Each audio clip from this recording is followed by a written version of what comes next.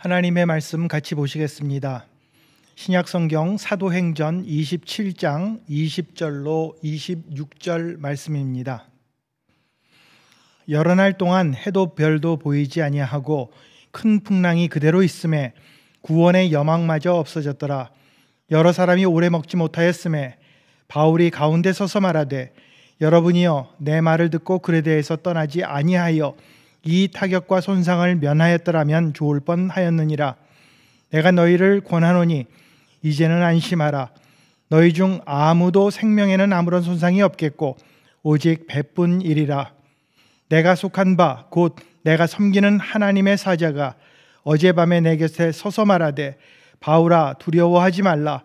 내가 가이사 앞에 서야 하겠고 또 하나님께서 너와 함께 항해하는 자를 다 내게 주셨다 하였으니, 그러므로 여러분이여 안심하라. 나는 내게 말씀하신 그대로 되리라고 하나님을 믿노라. 그런즉 우리가 반드시 한 섬에 걸리리라 하더라. 아멘. 에버그레이스 교회 주일 예배에 참석하신 모든 분들을 환영합니다. 오늘 말씀을 통해 변화되는 놀라운 역사 있기를 바랍니다. 저는 한국 식당에 가면 아주 편합니다. 왜냐하면 한국 음식에 대해서는 누구에게 물어볼 것도 없고 아주 제가 잘 알고 있기 때문입니다. 그래서 일하시는 분께 내가 무엇을 먹을 것인지 메뉴만 정해서 가르쳐 드리면 됩니다.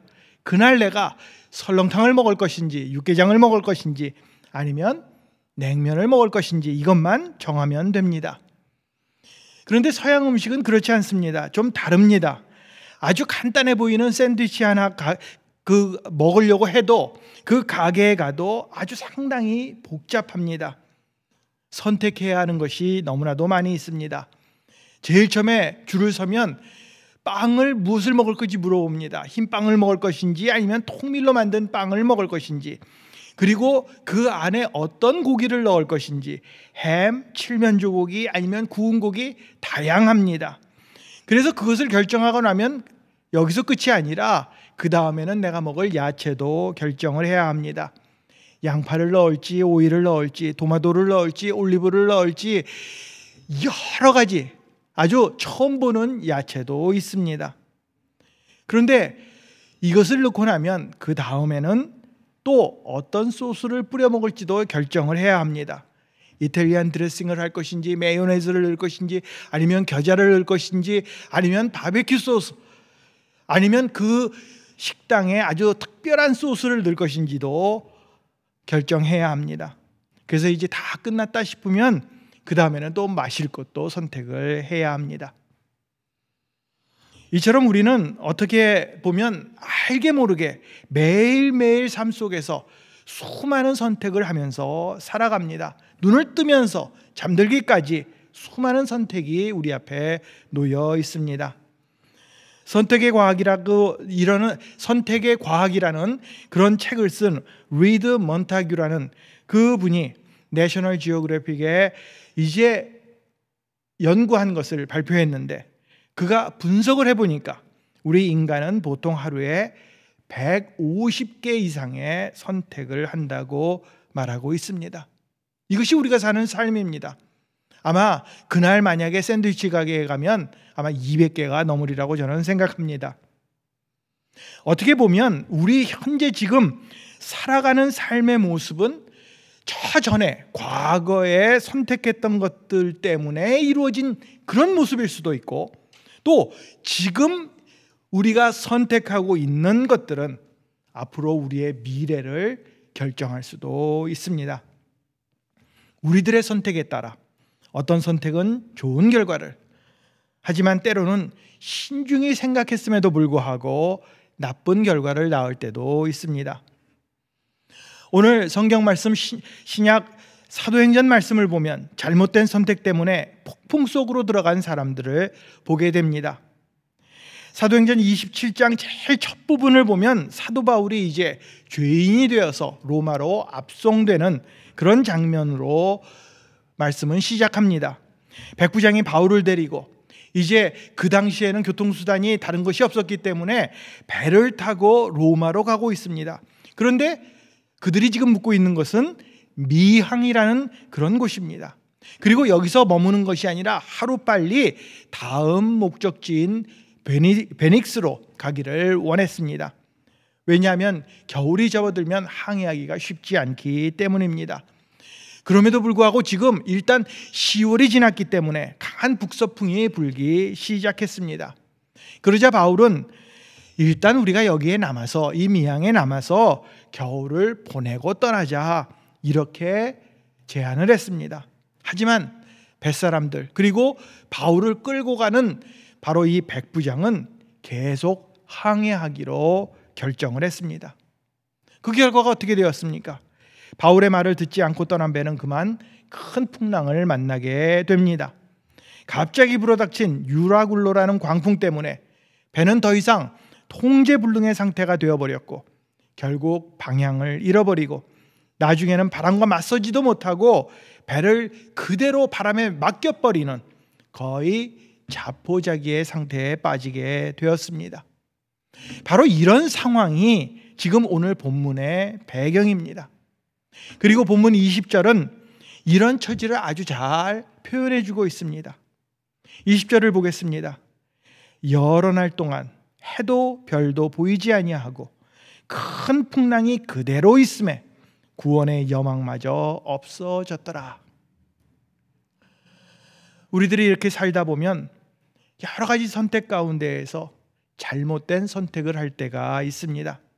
분명히 이것은 맞는 것이야, 이렇게 하면 잘 될 것이야 라는 그런 확신이 있었음에도 불구하고 상황은 정반대로 흘러가고, 그리고 결국 내 삶의 주도권을 다 잃어버리고 방향 감각도 놓치고 결국 두려움, 낙심에 빠져 소망을 다 잃어버리는 그런 상황에 빠질 때가 있습니다. 갑자기 예상하지 못했던 건강에 어려움이 생깁니다. 경제에 그 문제가 생겨서 정말 너무 어려운 처지에 빠지게 됩니다. 그리고 항상 조용했던 가정에서 크고 작은 문제들이 생기면서 나중에는 그 문제들이 갑자기 광풍처럼 돌변을 합니다. 직장에서도 아무 문제가 없었는데 청천벽력과 같은 소리가 들려옵니다. 내 생각, 내가 바라는 것들, 내 계획과는 전혀 상관없이 순식간에 이런 광풍이 몰려와서 나를 감싸할 때가 있습니다. 우리는 이럴 때 어떻게 해야 합니까? 인생의 커다란 폭풍이 끝도 보이지 않게 몰려올 때 우리는 어떤 반응을 보여야 합니까? 하나님을 원망해야 합니까? 자신의 잘못을 비난하면서 나는 안 돼 이러면서 주저앉고 맙니까? 아니면 다른 사람, 저 사람 때문에 이런 문제가 생겼어 하고 그렇게 다른 사람의 탓으로 돌려버립니까?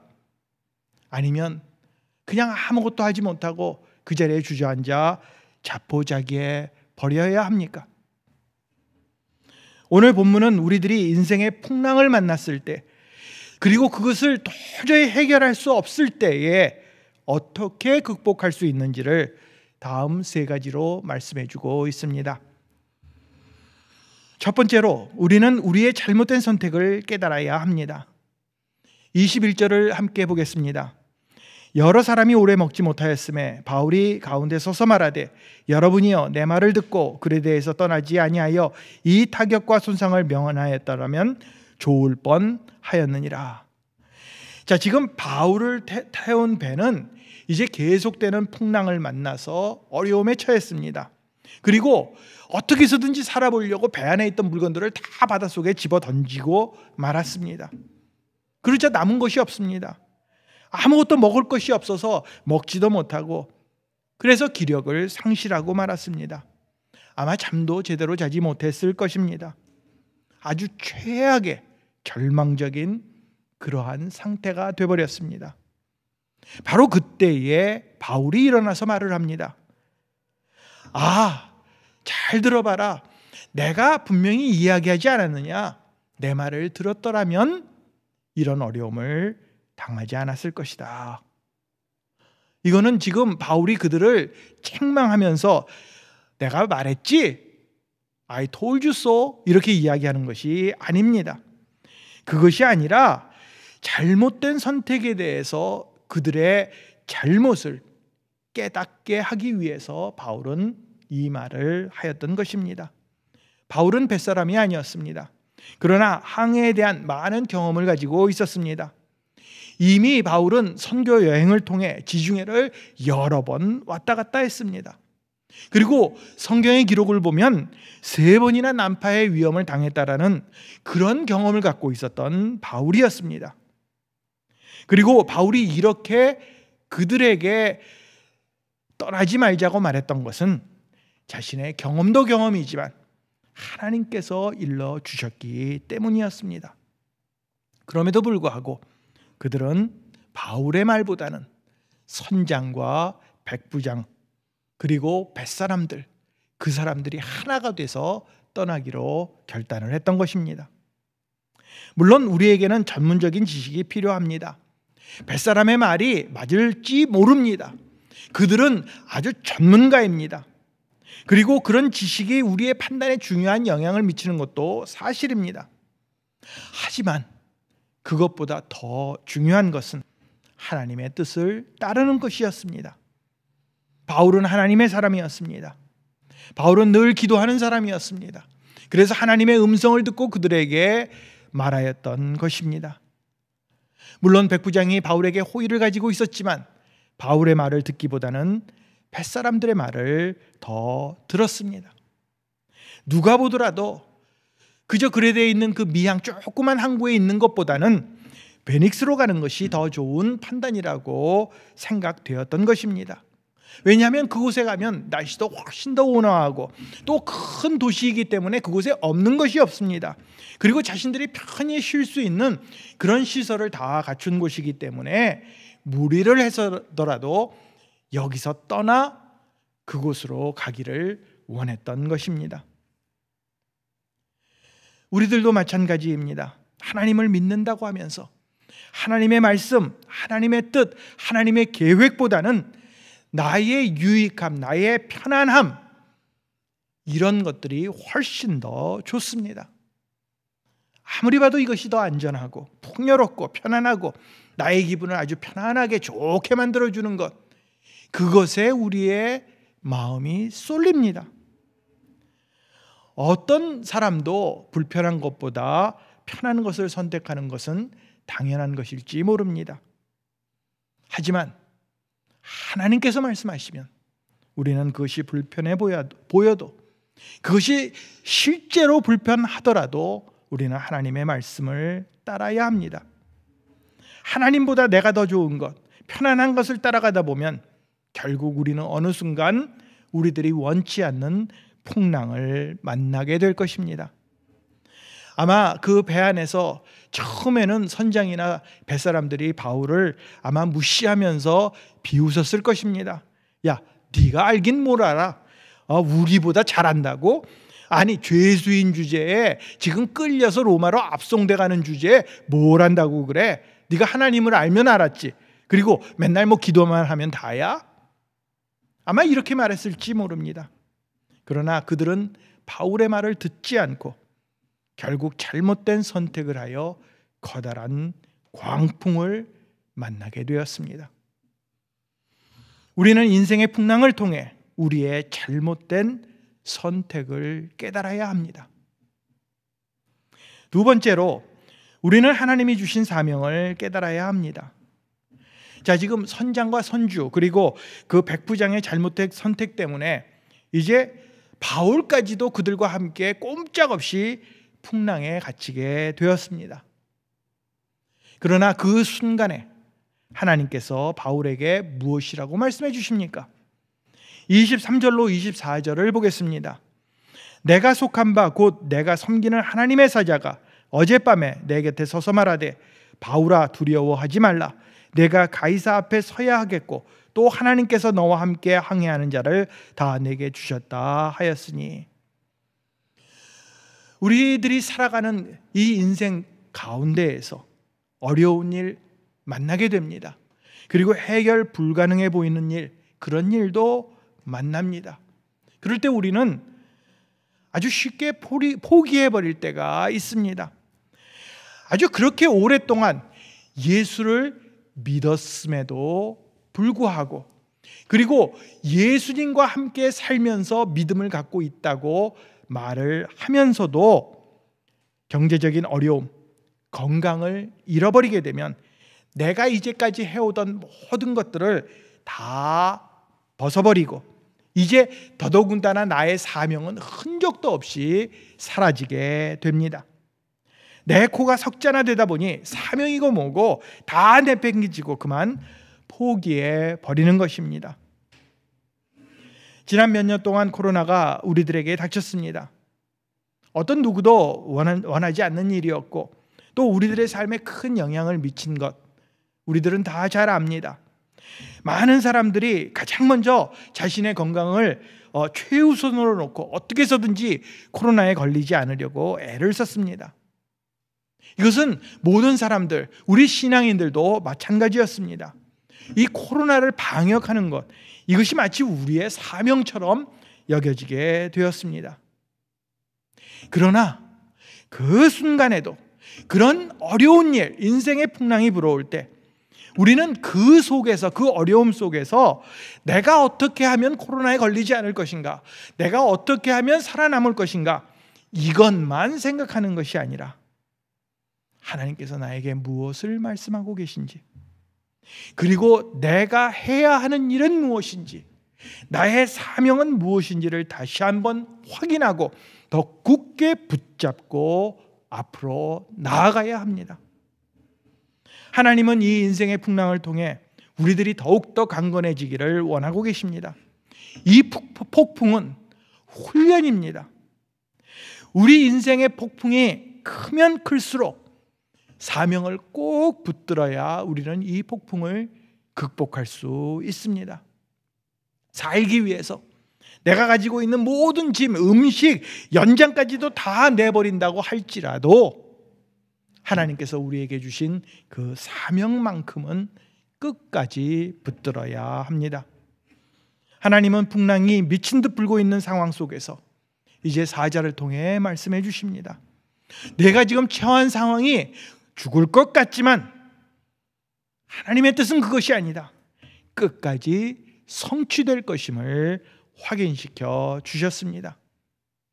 아까 읽은 말씀을 잘 다시 한번 보시기 바랍니다. 하나님의 천사가 이제 바울에게 걱정하지 마, 너 죽지 않고 살 거야, 안 죽어, 이렇게 말씀하신 것이 아닙니다.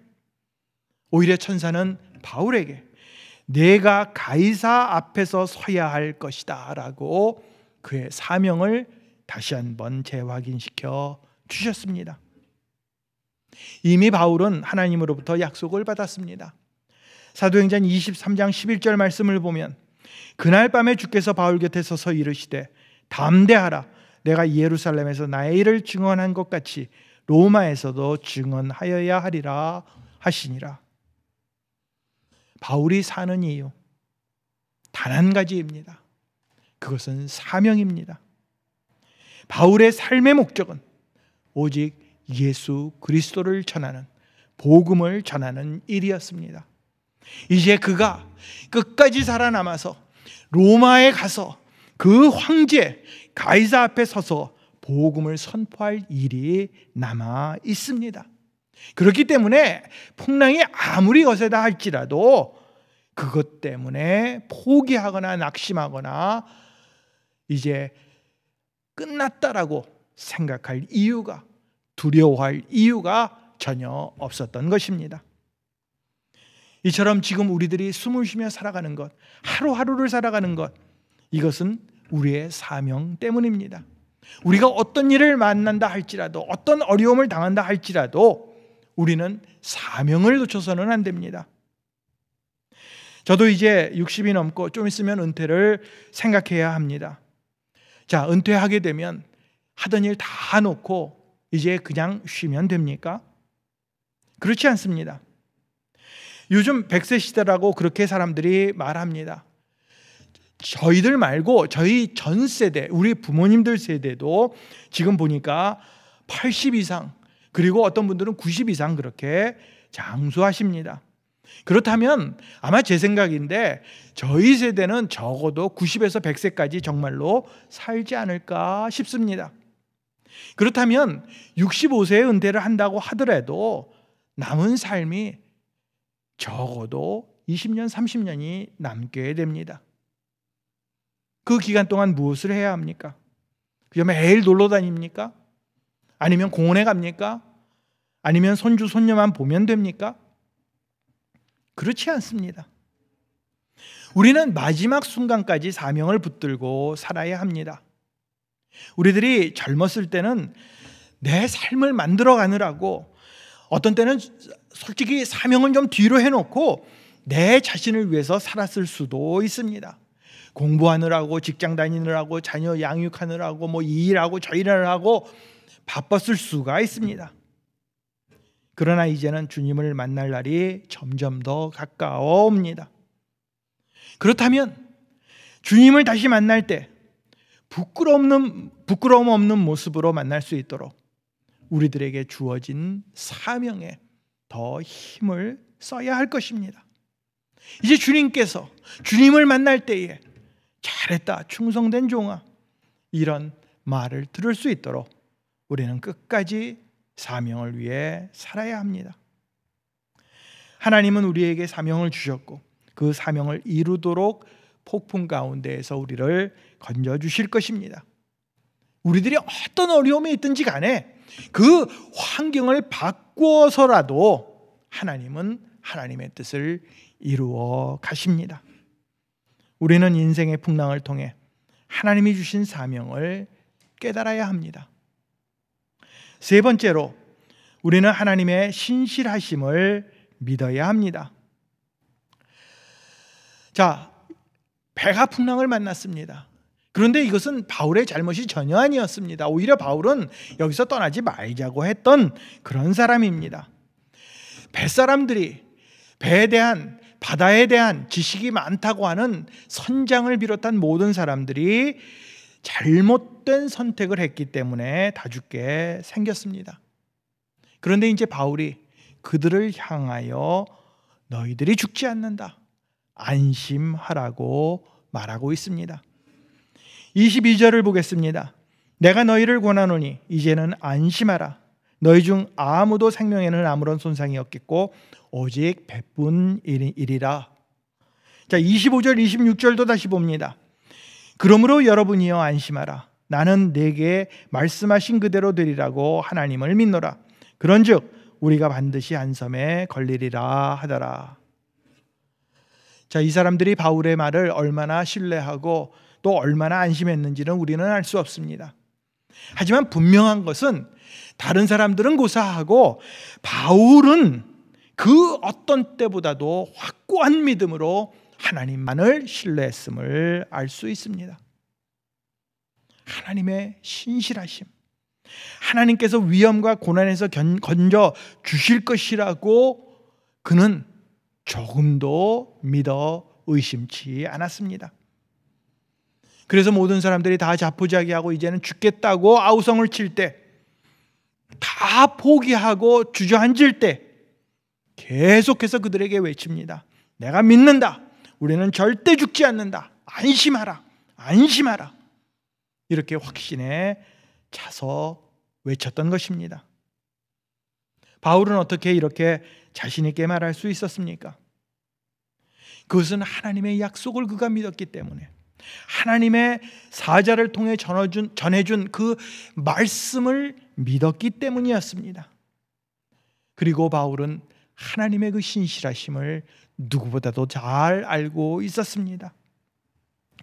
예루살렘에서도 붙잡혀 본 적이 있었던 그런 경험이 있었고, 또 공회에서 거기에 끌려가 많은 사람들 앞에서 신문을 받아본 적도 있었습니다. 그리고 계속해서 언제 죽을지 모르는 그런 위험 가운데 하나님께서 그를 건져주셨음을, 언제나 신실한 모습으로 자기를 지켜주셨음을 잘 알고 있었습니다. 제가 미국에 온 지 올해로 꼭 35년이나 됩니다. 어떻게 제가 미국에 이렇게 와서 공부를 마치고 목사가 되고 또 두 자녀를 낳고 또 그들의 할아버지가 되고 할머니가 되고 이렇게 되었는지 모르겠습니다. 영어도 제대로 못해서 처음에는 막 밤을 새면서 공부를 하고 숙제를 하고 또 목회를 하면서는 여러 가지 많은 일들 때문에 고민을 하고 힘들었던 그런 일들이 생각납니다. 그러나 그 중심에는 제가 잊지 않고 한순간도 놓치지 않았던 것은 하나님께서 나와 함께 해주시고 언제나 성실하게 나에게 은혜를 베풀어 주셨던 것을 저는 고백하지 않을 수 없습니다. 이런 성실하신 하나님의 은혜가 제게 없었더라면 저는 한순간도 버티지 못했을 것입니다. 아마 여러분들도 저와 같은 고백을 다 갖고 계실 것입니다. 하나님을 믿는 사람들, 하나님의 약속을 따라서 사는 사람들, 그리고 하나님께서 우리에게 맡겨주신 사명을 가지고 사는 사람들은 풍랑을 만나도 죽음의 자리에 간다 할지라도 하나님에 대한 신뢰는 절대로 놓지 않습니다. 하나님은 우리를 버리지 않으십니다. 하나님은 우리와 영원히 함께 하십니다. 결국 바울을 태운 배는 하나님의 뜻을 따라 사는 그 바울 때문에, 그 바울 한 사람 때문에 그 배에 탄 모든 사람들이 한 사람도 다치지 않고 구원함을 입게 되었습니다. 우리는 하나님의 신실하심을 믿어야 합니다. 지금 이 순간에도 우리는 지금 많은 선택을 하면서 살아갑니다. 그리고 그 선택에 따라서 어떤 때는 좋은 일, 어떤 때는 나쁜 일, 어떤 때는 성공, 어떤 때는 실패도 경험하게 될 것입니다. 그리고 정말 원치 않는 일들, 건강의 문제나 경제적인 어려움, 그리고 사람들과의 관계 속에서 오는 그 복잡함, 이런 것을 우리는 원치 않습니다. 그럼에도 우리는 인생의 풍랑을 만나게 됩니다. 이럴 때 우리는 이 풍랑을 어떻게 헤쳐나가야 합니까? 누구에게도 불어오는 예측이 전혀 불가능한 이런 삶의 폭풍이 몰아치면 우리는 우리가 어떤 선택을 했는지, 지금 어떤 길로 가고 있는지를 돌아보아야 할 것입니다. 혹시라도 잘못된 선택을 하였다면 그것을 바로잡는 기회로 삼고, 또 그 폭풍 때문에 하나님께서 나에게 맡겨주신 일들을 놓치거나 사명을 망각하는 그러한 어리석음을 범해서는 안 될 것입니다. 풍랑이 심하게 불어올수록 하나님께 초점을 맞추고 지금 내가 무엇을 해야 하는지, 하나님께서는 나에게 무엇 하기를 원하고 계시는지, 내 사명은 어디에 있는지 우리는 정신을 똑바로 차려야 할 것입니다. 그리고 그 절체절명의 순간에도 하나님의 그 성실하심과 끝까지 우리를 놓치지 않는 그 사랑과 은혜를 기억해야 할 것입니다. 하나님은 한순간도 우리를 놓치지 않으십니다. 이런 믿음이 있다면 우리는 어떤 풍랑을 만나도 넉넉히 이기게 될 것입니다. 이렇게 어떤 상황 속에서도 하나님만을 의지하고 신뢰하여 인생의 풍랑을 잘 극복하시는 저와 여러분들이 되시기를 예수님의 이름으로 축원을 드립니다. 기도하시겠습니다. 하나님 아버지, 은혜를 감사합니다. 하나님께서 우리를 사랑하시되 끝까지 사랑하여 주시고 시간마다 순간마다 하나님의 은혜로, 하나님의 놀라운 사랑으로 이끌어 주심을 감사를 드립니다. 그럼에도 불구하고 이 인생을 살아가면서 우리의 잘못된 선택으로 말미암아 인생의 풍랑을 만날 때도 있습니다. 그러나 그 가운데에서 정말 하나님을 다시 한번 바라보게 하시고 하나님의 뜻을 찾게 하시고 하나님께서 우리에게 맡겨주신 귀한 사명을 잘 기억하여 그 훈련 속에서 더 성숙하여 하나님의 귀한 뜻을 더 아름답게 이루어가는 우리들 될 수 있도록 변화시켜 주시옵소서. 그 신실하신 하나님 아버지, 한순간도 우리를 놓지 않는 하나님의 은혜와 사랑을 날마다 생각하면서 승리하는 저희 되게 하여 주시옵소서. 지금 이 순간에도 어려운 일, 힘든 일, 속상한 일, 부담되는 일, 그리고 참으로 불편한 일 겪고 있는 성도들이 있는 줄 압니다. 그 가운데 하나님께서 함께 하심, 하나님께서 이끌어 주심, 그리고 하나님께서 그 모든 것들을 통하여 더 큰 영광을 받으실 줄을 믿고 참으로 하나님 앞에 기도하며 하나님의 뜻을 이룰 수 있는 저희 되게 하여 주시옵소서. 이 한 주간도 하나님과 동행하며 하나님의 뜻을 이루어가는 귀한 성도들 될 수 있도록 주님 축복하여 주시옵소서. 감사드리며 예수님의 이름으로 기도합니다. 아멘. 이번 한 주도 인생의 풍랑 가운데에서도 항상 하나님께서 우리와 함께 하심을 믿고 승리하시는 모든 분들 되시기를 주님의 이름으로 축원드립니다. 건강하세요.